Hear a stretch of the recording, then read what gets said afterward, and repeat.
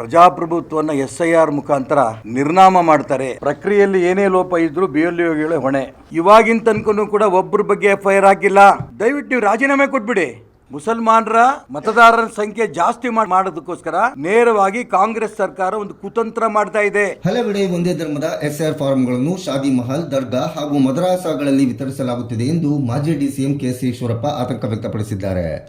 ಇಂದು ಸುದ್ದಿಗೋಷ್ಠಿಯಲ್ಲಿ ಮಾತನಾಡಿದ ಅವರು, ಕೇಂದ್ರ ಸರ್ಕಾರ ಯಾವ ಉದ್ದೇಶಕ್ಕಾಗಿ SIR ಮಾಡುತ್ತಿದೆಯೋ ಇದು ಅದರ ತದ್ವಿರುದ್ಧವಾಗುತ್ತಿದೆ ಎಂದು ತಮ್ಮ ಆಕ್ರೋಶವನ್ನು ಹೊರಹಾಕಿದ್ದಾರೆ. RSS ಮತ್ತು ಬಿಜೆಪಿ SIR ಮೂಲಕ ಪ್ರಜಾಪ್ರಭುತ್ವವನ್ನು ನಿರ್ನಾಮ ಮಾಡಲು ಹೊರಟಿದೆ ಎಂದು BK ಹರಿಪ್ರಸಾದ್ ಹೇಳಿದ್ದರು.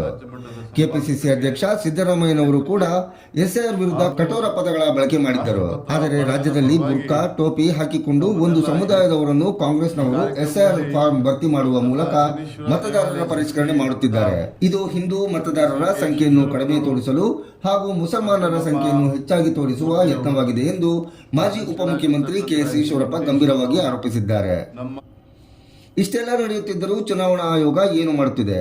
ಈ ಕೂಡಲೇ ಚುನಾವಣಾ ಆಯೋಗದ ಅಧಿಕಾರಿಗಳಾದ ಅಂಬುಕುಮಾರ್ ಇದನ್ನು ಸರಿಪಡಿಸಲಿ, ಇಲ್ಲವೇ ರಾಜೀನಾಮೆ ನೀಡಲಿ ಎಂದು KS ಈಶ್ವರಪ್ಪ ಚುನಾವಣಾ ಆಯೋಗವನ್ನು ಕುಟುಕಿದ್ದಾರೆ.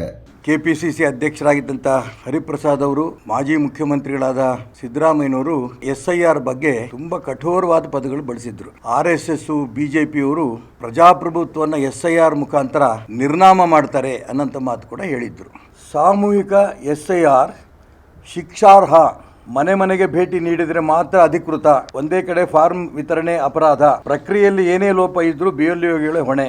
ಕರ್ನಾಟಕದಲ್ಲಿ SIR ಪ್ರಕ್ರಿಯೆ ವೇಳೆ BLOಗಳ ಮನೆ ಮನೆಗೆ ಭೇಟಿ ನೀಡುತ್ತಿಲ್ಲ ಎಂಬ ದೂರು ಆಯೋಗಕ್ಕೆ ಬಂದಿದೆ, ಗಮನಕ್ಕೆ ಬಂದಿದೆ, ವಿಡಿಯೋಗಳು ಬಂದಿದೆ. ರಾಜಕೀಯ ಪಕ್ಷಗಳು ಕಂಪ್ಲೇಂಟ್ ಕೊಟ್ಟಿದ್ದಾರೆ, ಸಾರ್ವಜನಿಕರಿಗೂ ಕಂಪ್ಲೇಂಟ್ ಕೊಟ್ಟಿದ್ದಾರೆ. ಇದು ಶಿಕ್ಷಾರ್ಹ ಅಪರಾಧ ಅಂತ ಹೇಳ್ತಾ ಇದ್ದಾರೆ. ನಾನು ಮಾನ್ಯ ಅನ್ಬುಕುಮಾರ್ ಅವರಿಗೆ, ರಾಜ್ಯ ಚುನಾವಣಾ ಅಧಿಕಾರಿಗಳು ಕೇಳಕ್ಕೆ ಇಷ್ಟಪಡ್ತೇನೆ. ಇಷ್ಟೆಲ್ಲ ದಾಖಲೆಗಳು ಸಮೇತ ಜನ ಕೊಟ್ಟರೂ ಕೂಡ ಇವಾಗಿನ ತನಕನೂ ಕೂಡ ಒಬ್ಬರ ಬಗ್ಗೆ FIR ಹಾಕಿಲ್ಲ. ಯಾಕೆ ನಿಮ್ಮ ಚುನಾವಣಾ ಕಚೇರಿ ಯಾಕೆ ಬೇಕು? ಈ ಕಮಿಷನ್ ಯಾಕೆ ಬೇಕು ನಿಮಗೆ? ಈ ಒಂದು ಗಮನಕ್ಕೆ ಬಂದಿದ್ದೂ ಕೂಡ, ಶಿಕ್ಷಾರ್ಹ ಅಪರಾಧ ಅಂತ ಗೊತ್ತಿದ್ದರೂ ಕೂಡ, ಡಾಕ್ಯುಮೆಂಟ್ ಸಿಕ್ಕಿದ್ರೂ ಕೂಡ, ಯಾವ್ಯಾವ ಅಧಿಕಾರಿಗಳು ಮಾಡ್ಯಾರಂತ ಗೊತ್ತಿದ್ದರೂ ಕೂಡ ಅವ್ರ ಮೇಲೆ ಕ್ರಮ ತಗೊಂಡಿಲ್ಲ ಅಂತಂದರೆ ದಯವಿಟ್ಟು ನೀವು ರಾಜೀನಾಮೆ ಕೊಟ್ಬಿಡಿ. ಬುರ್ಕಾಗಳು, ಮುಸ್ಲಿಂ ಟೋಪಿಗಳನ್ನು ಹಾಕ್ಕೊಂಡು ಕಾಂಗ್ರೆಸ್ನವರು ಅಧಿಕಾರ ದುರುಪಯೋಗವನ್ನು SIR ಮಾಡಿಸುತ್ತಿದ್ದಾರೆ. ಮದ್ರಸಾಗಳಲ್ಲಿ, ಮಸೀದಿಗಳಲ್ಲಿ, ಕಲ್ಯಾಣ ಮಂದಿರಲ್ಲೂ ಕೂಡ ಪರಿಷ್ಕರಣೆ ಒಂದೇ ಕಡೆ ಕುಳಿತು ಆಗ್ತಾ ಇದೆ. ಮುಸಲ್ಮಾನರ ಮತದಾರರ ಸಂಖ್ಯೆ ಜಾಸ್ತಿ ಮಾಡೋದಕ್ಕೋಸ್ಕರ ನೇರವಾಗಿ ಕಾಂಗ್ರೆಸ್ ಸರ್ಕಾರ ಒಂದು ಕುತಂತ್ರ ಮಾಡ್ತಾ ಇದೆ. ಹಿಂದೂಗಳ ಮತದಾರರ ಸಂಖ್ಯೆಯನ್ನು ಕಡಿಮೆ ಮಾಡೋ ದಿಕ್ಕಿನಲ್ಲಿ ಅವರು ಪ್ರಯತ್ನ ನಡೆಸ್ತಾ ಇದ್ದಾರೆ. ಈ ಒಂದು ಪ್ರೋಗ್ರಾಮ್ ಶುರುವಾಗಿ 3 ದಿನಕ್ಕೆ ಕಾಂಗ್ರೆಸ್ಸಿಗರ ನಿಜವಾದ ಬಣ್ಣ ಬಯಲಾಗಿದೆ.